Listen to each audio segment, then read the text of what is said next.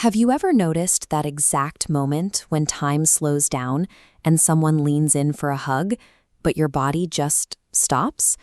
A partner reaches out, smiling. It is a completely safe, warm invitation. Yet somewhere between their hands and yours, an invisible wall drops down. Your mind fully recognizes that you want this connection, but your nervous system aggressively hits the brakes. The muscles stiffen. The arms hesitate in midair, involuntarily pulling back from the exact thing you were reaching for.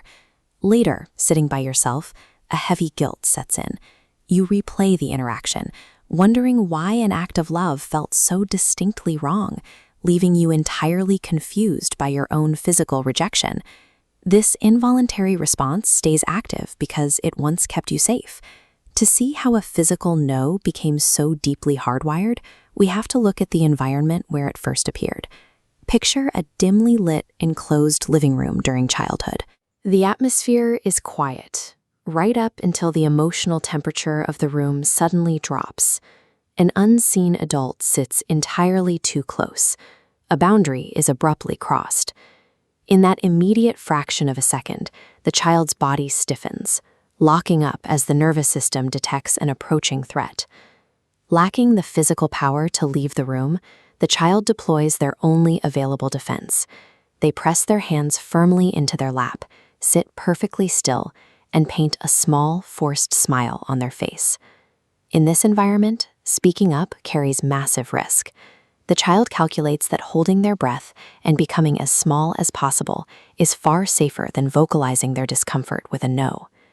Because no one notices the silent panic beneath that smile, the situation passes without escalating.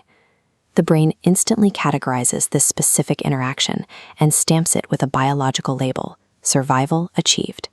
The nervous system has now hardwired a rule. It maps the physical act of freezing as its most reliable, automated tool to deploy whenever physical space feels compromised. That survival rule travels perfectly into new environments. When the child walks into a brightly lit, structured classroom, the biological hardware comes with them. If a classmate snatches a pencil from their desk, the child allows it without protest. The exact same stiff posture and quiet acceptance take over, allowing a minor boundary to be crossed without a word.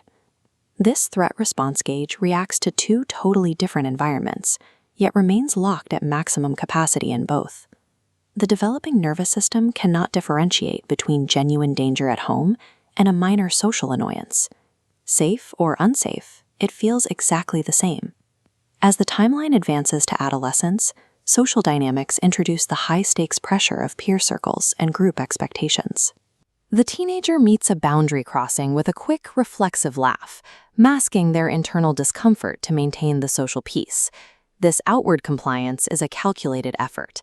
The teenager actively sidesteps confrontation to ensure they remain accepted by the group, even when that acceptance carries a high personal cost. What began as a vital biological instinct to protect a small child from physical harm has mutated. It is now a psychological barrier that automatically silences their authentic voice in the wider world. Eventually, that teenager enters the adult workforce. Now they sit in a high-pressure corporate office, completely independent but surrounded by demanding superiors. A manager drops a massive, entirely unfair project on their desk. Before the rational brain can even calculate the missing weekend, the automated reflex fires, and the mouth instantly agrees. By nightfall, they are sitting alone, utterly overwhelmed. Carrying responsibilities and emotional weight that were never theirs to bear creates a profoundly deep and exhausting sense of isolation. This timeline maps the structural overlap between life stages. The chronic adult compliance you see is a somatic memory, the body prioritizing deeply conditioned reflexes. The nervous system is still answering a question asked decades ago, entirely blind to the safety of the present moment. But the cycle can be interrupted. A colleague approaches with another immediate, demanding request. Instantly, the shoulders hike up and the familiar tension blooms in the chest. This time, something changes. The adult recognizes that physical tightening in their chest right before the mind slips into its automated shutdown mode. They pause. They take a deliberate, deep breath.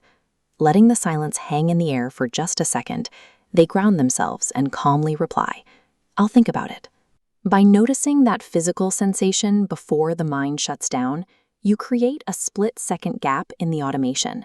This tiny pause doesn't erase decades of habit, but it creates a point of intervention, a single moment where your own body can begin to learn but it is finally safe enough to say no. Behavior is not a permanent flaw. Instead, it is an evolving form of communication. Thank you for watching Behavioral Echoes.